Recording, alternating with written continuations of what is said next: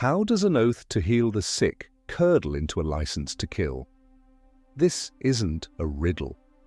It is the history of an idea. An idea born in the blood and filth of Jerusalem, a city holy enough to die for, but rarely sane enough to live in. Why did the founding charter of a brotherhood devoted to charity contain a meticulously detailed clause on the division of war spoils? This was the first crack in the mirror, the first hint that the face of mercy and the face of death could be reflections of one another. The story begins not with the clash of swords, but with the quiet whisper of a prayer in a room thick with the stench of disease. In the heart of the 11th century, long before the first Crusader boot kicked up the dust of the Holy Land, a group of merchants from Amalfi, Italy, did something remarkable. They established a hospice, a place for pilgrims, weary travelers who had crossed a world to touch the stones of their faith. It was dedicated to St. John the Baptist, and its purpose was simple, radical, and profoundly dangerous: to offer care. To serve, as their charter would later say, our lords the sick. This was no grand palace, it was a haven carved from chaos. Imagine the Jerusalem of that era, a tinderbox of faiths, a crossroads of empires, a place where piety and paranoia walked hand in hand down every narrow, sun-baked alley.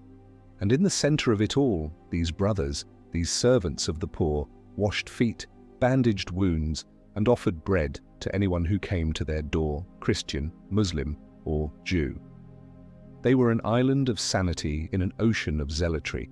They did not carry weapons. Their armor was their faith, their shield, the simple, unassailable truth of their work. Who would harm men who only sought to heal? A terribly naive question, as it turned out. Then came the storm. In 1099, the First Crusade arrived. An army of God, they called themselves. They breached the walls of Jerusalem and unleashed a slaughter of such unholy fury that the gutters ran red and the sacred sites echoed with screams. The Crusaders, these warriors of Christ, saw the city's inhabitants not as people, but as obstacles to be cleansed. After the killing was done, they came to the hospice. Wounded, sick, dying. And the brothers, whose friends and neighbors had just been butchered by these same men, did what they had always done. They opened their doors, they cleaned the wounds of the conquerors, they offered succor to the men who had turned their city into a charnel house. Could you do that? Could you tend to the wounds of the man who just murdered your neighbor simply because he was sick and in your care? This was the crucible in which the Order of St. John was truly forged. Their leader, the Blessed Gerard, a man of profound faith and even more profound pragmatism, navigated this nightmare with an almost inhuman calm. He expanded the hospice, organized the brotherhood, and secured the patronage of the new Christian rulers of Jerusalem. The order grew. Its reputation for selfless care spread throughout Christendom. Donations poured in. Kings and princes bequeathed them land and fortunes. They were the saints of the battlefield, the quiet heroes in a land of loud, bloody conquerors. They washed the feet of pilgrims, a ritual of humility. But soon they would be washing their hands in the blood of nations. The problem was the world outside their walls. The newly founded Kingdom of Jerusalem was an island of Christian rule in a vast Muslim sea. It was a state born of violence, and it could only survive through violence. Pilgrims traveling the roads to Jerusalem were easy prey for bandits and raiders. Convoys were ambushed, settlements were attacked. The very people the Hospitallers were sworn to protect were being slaughtered on their way to be healed. A paradox was taking shape, written in blood on the dusty roads of Palestine. How can you be a good shepherd if you cannot protect your flock from the wolves? One day, a group of marauders, emboldened by the brothers' pacifism, decided the hospice itself was a ripe target for plunder. They saw not a house of God, but a storehouse of donated wealth. The attack was brutal. The brothers, armed with little more than hospital tools and their faith, were faced with a choice that would define the next 900 years of their existence. Die as martyrs, or live as fighters. They fought back. They were not soldiers. They were monks, healers. But they were also men pushed to the edge, and in the desperate, clumsy violence of that first defense, something changed forever. The scalpel and the sword had ended up in the same hand. It was no longer enough to heal the victims of violence. To fulfill their oath, they had to prevent the violence in the first place. This was the logic, simple and seductive, that led them down a path from which there was no return. The vow to protect the sick was about to become an excuse to kill the healthy. The transformation had begun. They started small, providing armed escorts for pilgrim caravans. A few men with swords, then a few more with armor. It was a practical solution to a deadly problem. But every solution creates new problems. To be effective, their guards needed training, discipline, organization. They needed to be not just guards, but soldiers. And so the order began to recruit knights, men who knew the grim business of war. The oath of the order remained the same, service to the poor and the sick. But now a new, unwritten clause was added, a commitment to defend the faith by the sword. They had become the guardians of the kingdom's frontiers. What do you believe was the true turning point for them? Was it the moment they first defended their hospital walls, or the moment they decided to take the fight to their enemies? Let us know in the comments below. Was it pure defense or a calculated offense that sealed their fate? History rarely offers simple answers, only harder questions. The decision to arm themselves was not just a choice, it was an irrevocable slide down a steep and slippery slope. What began as a necessity for survival quickly became a source of power. The Order's new military wing grew with astonishing speed, fueled by the same river of European gold that had built their hospitals. Men who might have once joined a monastery to save their souls now joined the Hospitallers to save their souls, and also swing a very large sword. By the year 1113, Pope Paschal II officially recognized them, placing the order directly under papal authority. This was a political masterstroke. It freed them from the control of local kings and bishops, making them a multinational corporation of faith and violence, accountable only to the Pope himself. Their dual nature was now enshrined in law. They were monks and soldiers, a brotherhood of healers who had become one of the most lethal fighting forces in the world. Their statutes, the rules by which they lived, became a fascinating schizophrenic document. One chapter would detail the precise recipe for a poultice to treat infected wounds. The next would lay out the tactical formation for a cavalry charge against an infidel army. This was the birth of a paradox, an organization that traded in both salvation and destruction. The Hospitallers became the elite special forces of the Crusader states. They were better trained, better equipped, and far more disciplined than the feudal armies of the Christian kings. A knight of St. John was a fanatic, forged in the fires of piety and battle. He swore oaths of poverty, chastity, and obedience, freeing him from worldly distractions. His only family was the order. His only purpose, its mission. This made him terrifyingly effective. They were given the most dangerous assignments, garrisoning the frontier castles that dotted the landscape like teeth in a dragon's jaw. These were not palaces, they were stone-cold killing machines, fortresses like Crac de Chevalier, a masterpiece of military architecture that even the great Saladin could not conquer by force. From these strongholds, the Hospitallers launched raids deep into Muslim territory, becoming the shield and the sword of a kingdom perpetually at war. Their black surcoats, emblazoned with a simple white cross, became a symbol of terror to their enemies and a beacon of hope to their allies. Their power grew not just on the battlefield, but in the council chambers and counting houses. Land, castles, and villages were gifted to them by grateful rulers. They became vast landowners, their estates across Europe managed with ruthless efficiency, funneling a constant stream of wealth back to the Holy Land. This wealth, intended to fund their hospitals, now also bought the finest armor, the strongest war horses, and the sharpest steel. They built their own ships, controlled ports, and engaged in trade. The The line between defending the faith and enriching the order began to blur. Inevitably, this brought them into conflict with the other great military order of the era, the Knights Templar. The Templars, with their white mantles and red cross, were their direct rivals. Both were powerful, both were wealthy, and both answered only to the Pope. They were brothers in Christ, but competitors in the brutal business of war and politics. Their rivalry was not always brotherly. They squabbled over land, castles, and political influence. At times, their disputes erupted into open street brawls and even pitched battles between knights who wore different crosses but worshipped the same God. Could you imagine it? Two orders of holy warriors sworn to fight the infidel, instead drawing swords on each other over a property dispute. What is more dangerous, a declared enemy or a rival who wears the mask of a friend? This was the world the Hospitallers now inhabited, a world of high ideals and low intrigue.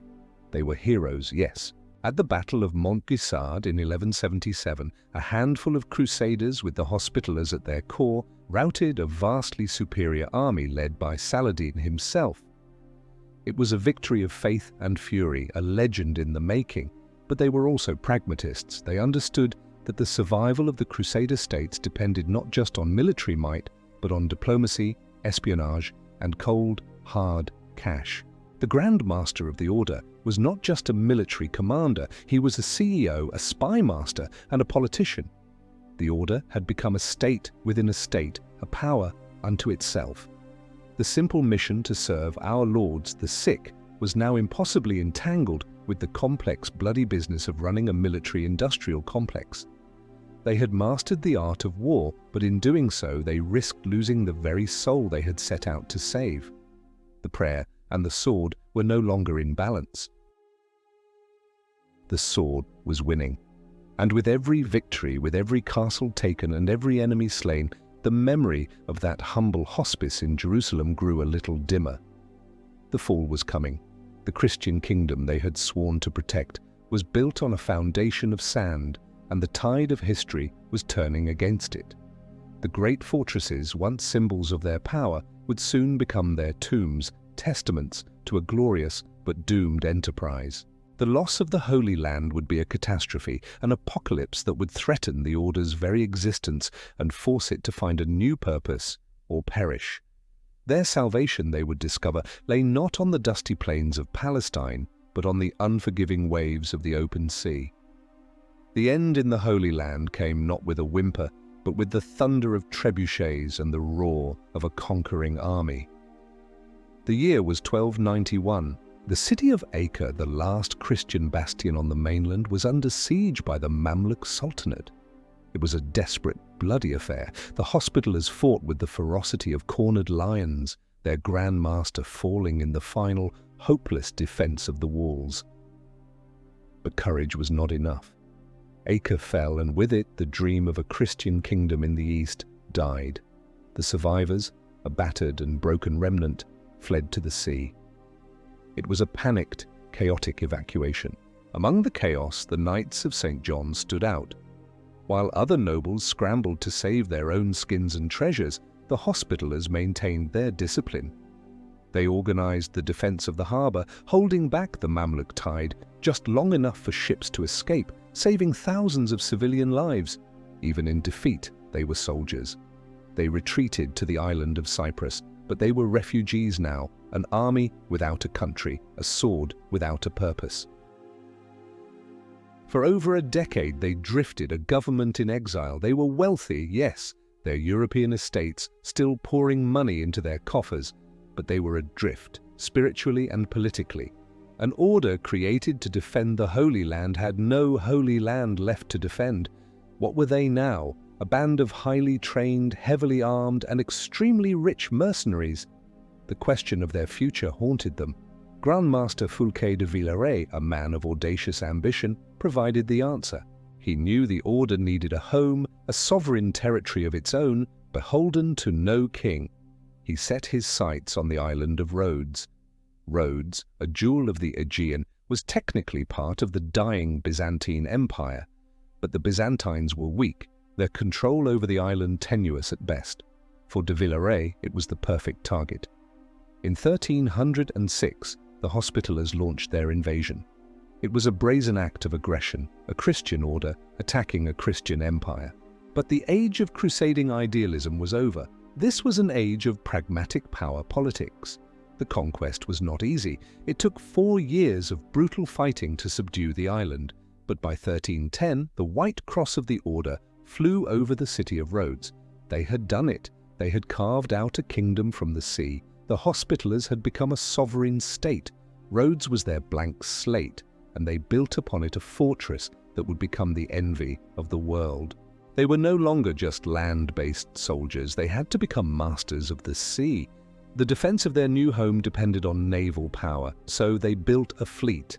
Not just a few transport ships, but a powerful navy of war galleys, fast, agile, and deadly. The knights, who had once been masters of the cavalry charge, now learned the brutal art of naval warfare. They became the scourge of Turkish pirates who preyed on Christian shipping lanes. The black-cloaked monks were now admirals and captains, their monasteries the decks of warships. Rhodes itself was transformed into an impregnable bastion. The knights poured their immense wealth into its fortifications. They built colossal walls, deep moats and massive towers, each section defended by one of the langues, the national divisions of the order: France, Aragon, England, Germany, Italy. The city became a marvel of military engineering, a fusion of European fortress design and a deep understanding of the new threat: gunpowder, artillery. Rhodes was more than a fortress. It was a thriving cosmopolitan hub. It sat at the crossroads of trade routes between East and West. The order controlled its port, taxed its trade, and grew fabulously wealthy. The island became a center for espionage, a listening post where the secrets of the Ottoman court and the Venetian Republic were traded like spices. They were the unsinkable aircraft carrier of Christendom, a thorn in the side of the rising Ottoman Empire. For 2 centuries, they held this outpost. They were the front line, the bulwark against the seemingly unstoppable expansion of the Turks, but their very success made them a target. The Ottoman sultans could not tolerate this nest of Christian warriors sitting on their doorstep, disrupting their trade and raiding their coasts. The clash was inevitable. In 1480, Sultan Mehmed the Conqueror, the man who had taken Constantinople, sent a massive invasion force to crush Rhodes. The siege was legendary. A small garrison of knights and mercenaries held out against a superpower, their courage and the strength of their walls defying the odds. They repulsed assault after assault, their Grand Master, Pierre d'Aubusson, fighting on the ramparts with his men covered in wounds. Against all expectations, they won. The Ottoman army withdrew, humiliated. The victory cemented the legend of the Hospitallers. They were the invincible champions of the faith. But their triumph only delayed the inevitable. It painted a target on their backs that the Ottomans would never ignore. A new, even more powerful sultan was rising, a man who would be known to history as Suleiman the Magnificent, and he would not make the same mistakes as his predecessor. The greatest test of the Knights of Rhodes was yet to come, a final, epic confrontation that would drench their island fortress in blood and fire. The glory of Rhodes was a brilliant burning flame, but all flames eventually consume themselves. In 1522, the storm broke. Suleiman the Magnificent arrived with an armada that dwarfed any fleet ever seen in the Mediterranean. Estimates speak of 400 ships and an army of 100,000 men. Defending the island were some 700 knights and a few thousand mercenaries and local militia. The odds were not just long, they were impossible. The siege that followed was one of the most heroic and brutal in the annals of warfare. For 6 agonizing months, the small garrison held back the might of the Ottoman Empire. Grand Master Philippe Villiers de l'Isle-Adam, an old but iron-willed Frenchman, orchestrated a defense that became a textbook example of siege warfare. The air was thick with the smoke of gunpowder. Ottoman cannons, the most advanced in the world, pounded the magnificent walls day and night, reducing entire sections to rubble. The knights would fight in the breaches, ankle-deep in gore, rebuilding their defences overnight under a hail of arrows and musket balls. It was a battle of attrition, a contest of wills between two of the great leaders of the age. But the heroism was matched by unspeakable cruelty. No quarter was given. Prisoners were executed on the spot. The Ottomans employed miners to dig tunnels under the walls and pack them with explosives. The knights dug countermines, and vicious claustrophobic battles were fought in the darkness beneath the earth with daggers and picks. Despite their courage, the knights were bleeding to death. Ammunition was running low. Disease was rampant. Their numbers dwindled with every assault. Finally, with the city in ruins and his men at the point of collapse, Leal Adam was forced to negotiate a surrender. Suleiman, in a rare display of magnanimity, was so impressed by their courage that he offered them generous terms. The surviving knights were allowed to leave Rhodes with their arms, their relics, and whatever property they could carry. On the first day of January 1523, the last Hospitallers sailed away from their island kingdom, leaving behind 2 centuries of history and the graves of thousands of their brothers. They were homeless once more. For 7 years they wandered Europe, a government with no nation, a military with no base. They were an embarrassment, a painful reminder of Christian defeat. Finally, in 1530, the Holy Roman Emperor Charles V offered them a new home.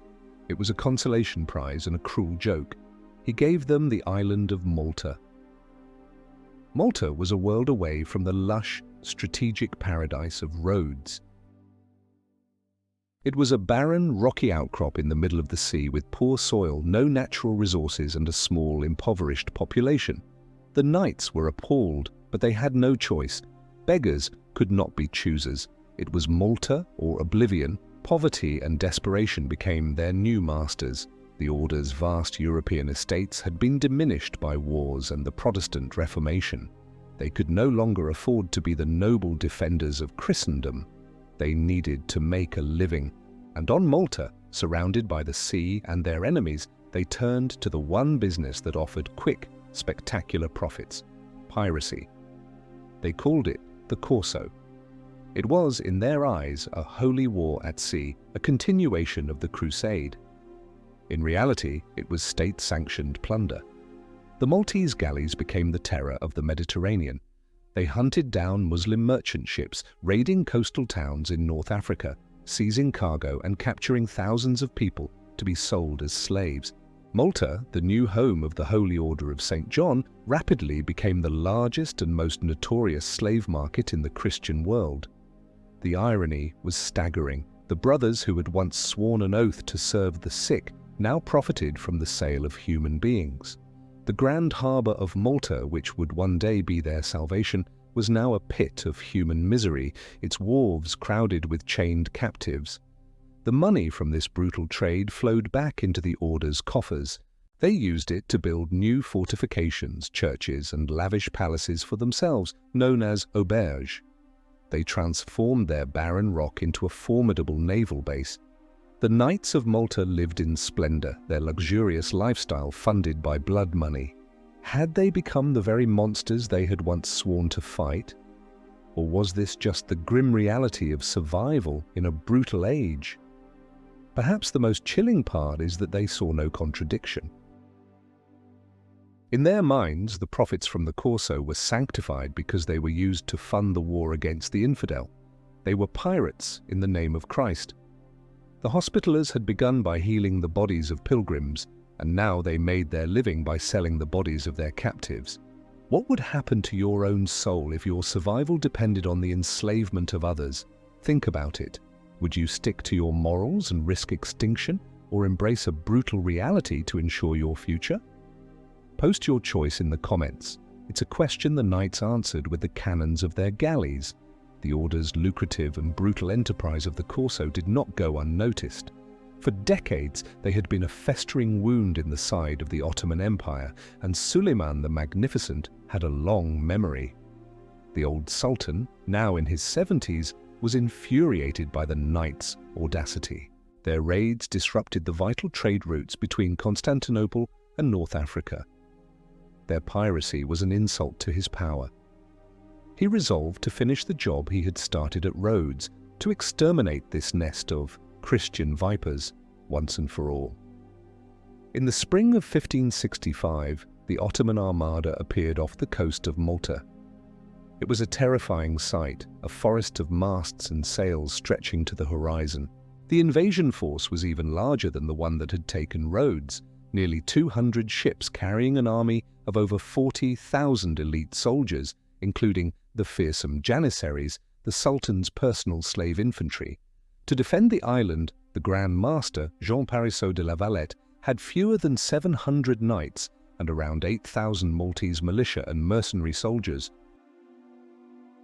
La Valette was 70 years old, a veteran of the siege of Rhodes, a man as hard and unyielding as the rock of Malta itself. He knew this was a battle to the death. There would be no retreat, no surrender. He gathered his knights in the church and spoke to them plainly. Today, it is a question of the defense of our faith. If the Gospels must be trampled underfoot, then it is better that it should be over our dead bodies. The great siege of Malta had begun. It would become one of the most savage and pivotal confrontations in history, a clash of empires, faiths, and wills. The Ottoman strategy was to first capture Fort St. Elmo, a star-shaped fort that guarded the entrance to the two main harbors. They calculated it would take them less than a week. They were wrong. For 31 days, the small garrison of St. Elmo held out against a relentless bombardment from land and sea. The fort was reduced to a mountain of shattered stone and mangled bodies. The knights fought until there was literally no ground left to stand on. When the Janissaries finally stormed the ruins, they found only a handful of wounded defenders who, unable to stand, had been tied to chairs, swords in hand, to face their end. In a fit of rage at the cost of his victory, the Ottoman commander had the dead knights decapitated, their heads mounted on pikes facing the main Christian forts, and their headless bodies crucified on floating timbers and sent across the harbor.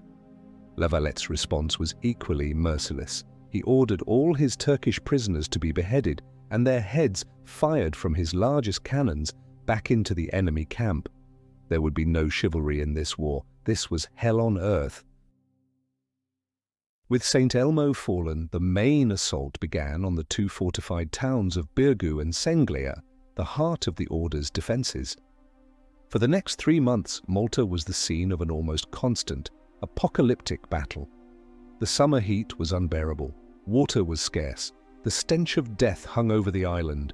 The knights and the Maltese people fought side by side with desperate courage. Civilians, including women and children, helped rebuild the walls under fire and carried ammunition to the defenders. The fighting was hand-to-hand, a chaotic butchery in the breaches of the walls with swords, axes, and primitive grenades. The Hospitallers, clad in their heavy armor under the blistering sun, seemed to be everywhere at once, plugging gaps in the defenses, leading countercharges, their presence inspiring the exhausted militia. La Valette himself was in the thick of the fighting, refusing to leave the ramparts even after being wounded by a bomb fragment. He was the soul of the resistance, his will of iron holding the defense together. The Ottomans threw everything they had at the tiny island. They launched massive infantry assaults, employed giant siege towers, and continued their relentless cannonade. At one point they nearly broke through, but a surprise cavalry charge from the old capital of Medina, a brilliant bluff by the city's governor, caused panic in the Turkish rear, forcing them to pull back at the critical moment. The siege had become a race against time. The knights knew they could not hold out forever. They desperately awaited a relief force promised from the Viceroy of Sicily, but the weeks dragged on and no help came. The Turkish commanders were also growing desperate.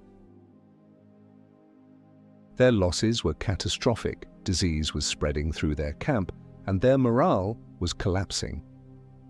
Finally, in early September, a small Spanish relief force managed to land on the island. It was not a large army, but its arrival was the final straw for the exhausted and demoralized Ottoman troops. After one last failed assault, they gave up. They burned their siege equipment and retreated to their ships. A tiny, barren island defended by a handful of knights had defeated the greatest military power on the planet. The news of the victory sent shockwaves across Europe. The myth of Ottoman invincibility was shattered. The Knights of Malta were no longer seen as pirates, but as the saviors of Christendom. Their Grand Master, Jean de la Valette, became a living legend. The Great Siege was the Order's finest hour, a triumph of courage and endurance against impossible odds. It was a victory so total, so absolute, that it would paradoxically sow the seeds of their own decay. Victory had a price, and its currency was gold. After the Great Siege, a wave of relief and gratitude swept across Catholic Europe. The saviors of Christendom were showered with donations. Popes, kings, and princes sent vast sums of money to Malta, not just to rebuild its shattered defenses, but to reward its heroes. The Order of St. John, which had arrived on Malta in poverty, was suddenly one of the wealthiest institutions in the world.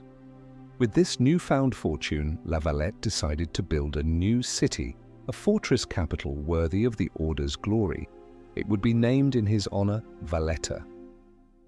Built on a peninsula between the two great harbors, Valletta was designed as the ultimate Renaissance fortress city, a masterpiece of urban planning and military engineering.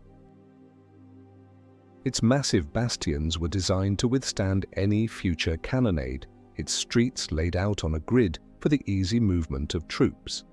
Within these impregnable walls, the knights built their magnificent auberges, palaces for each of the langues that were more suited to aristocrats than warrior monks. The black-robed brothers who had once sworn an oath of poverty now lived in a state of unparalleled luxury. The purpose of the Order, once so clear and sharp, began to dull. The existential threat from the Ottoman Empire had receded. The Corso continued, of course, but it was no longer a desperate struggle for survival. It had become a routine, almost gentlemanly business enterprise, a way to fund their extravagant lifestyles. The knights of the 17th and 18th centuries were a different breed from the grizzled veterans of the Great Siege. They were no longer required to be hardened warriors.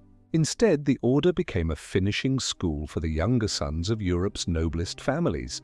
A young aristocrat would come to Malta, serve a few years in the galleys on largely ceremonial patrols, and return home with the prestigious Cross of St. John and a reputation for adventure. Life on Malta settled into a comfortable, decadent routine. The warrior monks became dandies and duelists. Their days were filled not with prayer and military drills, but with elaborate banquets, political intrigue, and scandalous love affairs with the local Maltese women. The struggle for command positions and their lucrative incomes became far more intense than the struggle against the infidel. They had become victims of their own success. The iron discipline that had been their greatest strength dissolved into aristocratic entitlement. The Order had built a gilded cage for itself. It was beautiful, strong, and rich, but it was a prison nonetheless, a prison of tradition, privilege, and complacency. They were so busy polishing their silver and arguing about precedents that they failed to notice the world outside their fortress walls was changing. An old aphorism of the Order claimed, "The world is a shipwreck, and we are the rocks." But now they were the shipwreck, a magnificent vessel stranded on the rocks of their own glorious past, slowly being broken apart by the gentle, relentless waves of time. While the Knights of Malta were perfecting the art of the duel and composing love sonnets, a storm of a different kind was gathering in Europe. It was the 18th century, the age of enlightenment. New ideas were sweeping the continent, ideas that questioned the very foundations of the old world, the divine right of kings, the authority of the church, and the privileges of the aristocracy. Philosophers like Voltaire and Rousseau were arguing for reason, liberty, and the rights of man. To these new thinkers, the Order of St. John was a ridiculous anachronism. A medieval monastic order of celibate aristocrats ruling over an island and funding itself through piracy and slavery seemed like something from a forgotten, barbaric age. These new ideas inevitably seeped into the gilded cage of Malta. A deep schism developed within the Order. On one side were the conservative traditionalists who clung to their ancient privileges. On the other was a growing faction of younger, reform-minded knights, particularly from the French langue, who were captivated by the new philosophy. They saw the order as corrupt, stagnant, and irrelevant. The internal divisions paralyzed them, making them incapable of adapting to the changing world. Then came the hammer blow. In 1789, the French Revolution erupted. The new revolutionary government in Paris saw the order for what it was, a bastion of aristocratic privilege. In 1792, they passed a decree confiscating all of the order's extensive properties and assets in France. With a stroke of a pen, the knights lost their single, largest source of income. It was a financial catastrophe from which they would never recover. The order was bankrupt both morally and financially, and it was at this moment of maximum weakness that a new predator appeared in the Mediterranean. His name was Napoleon Bonaparte. In 1798, Napoleon was leading a massive French army to conquer Egypt. His fleet, carrying thousands of soldiers, appeared off the coast of Malta. He sent a message to the Grand Master, Ferdinand von Hompesch, a weak and indecisive German, demanding that he be allowed to enter the harbor to resupply his ships with water. Hompesch knew this was a pretext for an invasion. The order's rules forbade them from allowing more than a few ships from a Christian power to enter their harbor at once. He refused. Napoleon's response was immediate. He landed his troops and declared the island under siege. What happened next was one of the most shameful episodes in the order's long and bloody history. The knights, whose ancestors had held off the entire Ottoman Empire for 6 months, surrendered their impregnable fortress in less than 2 days, without a single significant battle. Why? The French knights within the order, sympathetic to the revolution, refused to fight their countrymen. The Maltese population, tired of the knights' arrogant rule, offered no resistance. And Grandmaster Hompesch, facing a divided command and an empty treasury, simply lost his nerve. Napoleon entered Valletta in triumph, looting the order's churches of their silver and gold. He abolished the order's rule, freed the Turkish slaves, and reformed the island's laws. In a few days, he had dismantled a legacy of 700 years. The surviving knights were expelled from their island home. Once again, they were exiles. This time, there would be no glorious reconquest. The age of the warrior monk was over, brought to an end not by a Saracen scimitar, but by the stroke of a pen and a failure of will. The saviors of Christendom had been defeated by an idea whose time had come. Now they were adrift in a world that no longer had any use for them. What do you think was the real cause of their downfall? Was it the loss of their wealth when France seized their lands, or the collapse of their will in the face of Napoleon's modern army? Tell us what you believe in the comments below. The answer says a lot about what we believe truly constitutes power. The expulsion from Malta was more than a defeat, it was a profound humiliation. The Knights of St. John, the proud heirs of a 900-year-old legacy, were scattered across Europe like dust in the wind. They were an order without a homeland, an army without a purpose, a sovereign without sovereignty. They were a ghost, haunting the courts of Europe, begging for patronage and a place to exist. A strange and unlikely savior appeared in the form of Paul I, the Tsar of Russia. Paul, a romantic obsessed with the ideals of chivalry, had long been an admirer of the order. He saw an opportunity. He offered the exiled knights refuge in St. Petersburg and, in a bizarre political maneuver, had himself elected as the new Grand Master. The situation was surreal. The head of a Catholic military order was now an Orthodox Russian emperor. For a brief, flickering moment, it seemed the order had found a new and powerful protector. Paul had grand plans to use the knights as a tool of Russian foreign policy to project his power into the Mediterranean. He even dreamed of retaking Malta from the British, who had seized it from the French shortly after Napoleon's departure. But these dreams were as unstable as the Tsar himself. In 1801, Paul I was assassinated in a palace coup. and the order's Russian chapter was suppressed by his son, Alexander I. Another hope turned to ashes. The remaining knights, a dwindling band of aging aristocrats, retreated to Italy. They wandered from city to city, Messina, Catania, Ferrara, before finally settling in Rome in 1834. They were a shadow of their former selves. Their military function was gone, their wealth was gone, their territory was gone. They became little more than an exclusive aristocratic club, a charitable organization that ran a few small hospitals. Their main activity was now diplomatic. For decades, they engaged in a fruitless campaign to regain sovereignty over Malta, petitioning the great powers of Europe. But the world had moved on. The Congress of Vienna, which redrew the map of Europe after the Napoleonic Wars, confirmed British control of the island. Malta was now a key base for the Royal Navy, the new masters of the Mediterranean. The knights were a historical curiosity, a relic of a bygone era. To survive, they had to rely on the very skill they had once despised, diplomacy. They were no longer warriors fighting with swords, but courtiers fighting with petitions and well-placed words. They clung desperately to their legal status as a sovereign entity, a fiction that allowed them to maintain a shred of dignity. This was the Order's lowest point, its century of wandering in the wilderness. They had survived Saracens and Turks, sieges and crusades, only to be brought to the edge of extinction by the quiet, relentless march of history. Most observers at the time would have predicted their imminent demise.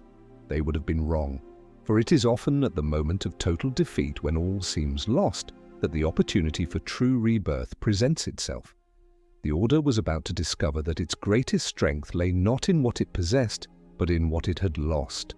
By losing everything, its land, its army, its power, it was finally free to remember what it had been in the very beginning. The move to Rome marked the beginning of a slow, quiet, and profound transformation. Stripped of its military grandeur and territorial ambition, the Order of St. John was forced to look inward, to rediscover its original purpose. In the quiet corridors of its Roman headquarters, a new vision began to take shape. If they could no longer be the sword of Christendom, perhaps they could once again become its hands, the hands that healed. The Order officially and permanently renounced its military ambitions. The focus shifted entirely to the mission that had been there from the very beginning, in that small hospice in Jerusalem 9 centuries earlier, Tuitio Fidei et obsequium pauperum, defense of the faith and service to the poor. The defense was now reinterpreted not as a military struggle but as a humanitarian one. They began to build a new kind of army, an army of doctors, nurses, and volunteers. They established hospitals, clinics, and ambulance corps across Europe and the world. The warrior monks who had once sailed galleys on pirate raids were replaced by medics driving ambulances. Their new battlefield was not the ramparts of a besieged city, but the chaotic scene of a natural disaster, the quiet ward of a hospital for the terminally ill, or the squalor of a refugee camp. The two world wars of the 20th century became the proving ground for this new mission. Remaining strictly neutral, the Order's medical services operated on both sides of the conflicts. They ran hospital trains that crisscrossed the battlefields of Europe, treating wounded soldiers from every nation, regardless of the uniform they wore. The White Cross of the Order, which had once instilled terror on the battlefield, now became a symbol of hope and impartial care amidst the carnage. They were once again serving our lords, the sick, who now included the shattered bodies of young men sent to die by the new empires of the modern world. This return to their roots was not just a pragmatic choice, it was a form of redemption. The immense reputational damage of the last centuries, the piracy, the slavery, the decadent decline, began to fade. The Order slowly rebuilt its name, not as a military power, but as a significant global humanitarian organization. They had come full circle. The wheel of history had turned, and the knights had found their way back home, not to a place on a map, but to an idea. They proved that an institution can survive the loss of its power, but not the loss of its purpose. The journey had been long and bloody. They had started by washing the feet of pilgrims and had ended up washing their hands in the blood of empires. But now, in the modern age, they were washing wounds again. They had found a new way to fight, a new way to serve, and in doing so, they ensured their survival into a new millennium, where their unique status would make them more mysterious and more influential than ever before. Today, the Sovereign Military Hospitaller Order of St. John of Jerusalem, of Rhodes, and of Malta, to give it its full, glorious title, is one of the most unique and enigmatic entities on the planet. It is a sovereign state, but it has no territory. After losing Malta, it never regained a single square foot of sovereign land. Yet, it is recognized as a sovereign subject of international law by over 100 countries and the European Union. It has permanent observer status at the United Nations. It issues its own passports, prints its own stamps, and mints its own currency. It is a ghost state, a nation of ideas, its territory the global map of human suffering. Its Grand Master, who resides in Rome, is treated with the full diplomatic honors of a head of state. Its ambassadors are not generals, but heads of its international relief agencies. Its army is a global corps of thousands of doctors, paramedics, and volunteers who wage a daily war against disease, poverty, and the consequences of natural disasters. They run hospitals for AIDS patients in South Africa, maternity clinics in Bethlehem, and disaster relief operations after earthquakes and tsunamis around the world. Their battles are fought not with cannons, but with field hospitals and shipments of medicine. And yet the shadows of the past remain.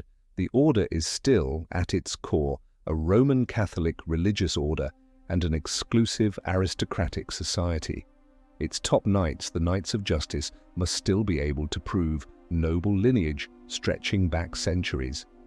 This medieval structure has often clashed with the modern world.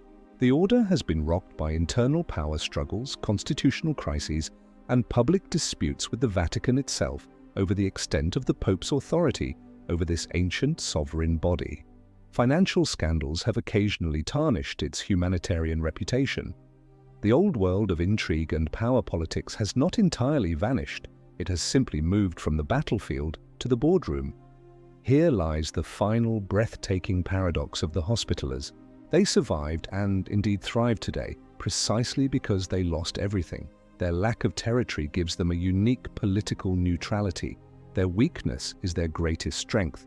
Because they threaten no one, they are able to operate in war zones and politically sensitive areas where other, more powerful states cannot. They are a living relic, a bridge between the medieval and the postmodern world. Their story is a chilling testament to the duality of human nature, to the terrifying ease with which the highest ideals can be twisted to justify the most brutal actions. They proved that the line between a saint and a killer is sometimes no thicker than the edge of a sword. They have come full circle from healers to warriors and back to healers. The scalpel and the sword have traded places many times over their 1,000-year history, but the fundamental question remains unanswered. It is the question of their legacy. The history of the Hospitallers has proven that the greatest good and the most monstrous evil can wear the same cross on their cloak. They've completed the circle from healers to killers and back to healers. But how will history remember them? Tell us, what weighs more heavily on the scales of their legacy in your mind? The centuries of ruthless plunder that funded their state, or the heroic defense of Christendom that defined their legend? Write your answer in the comments, because history is not what was, but what we choose to remember.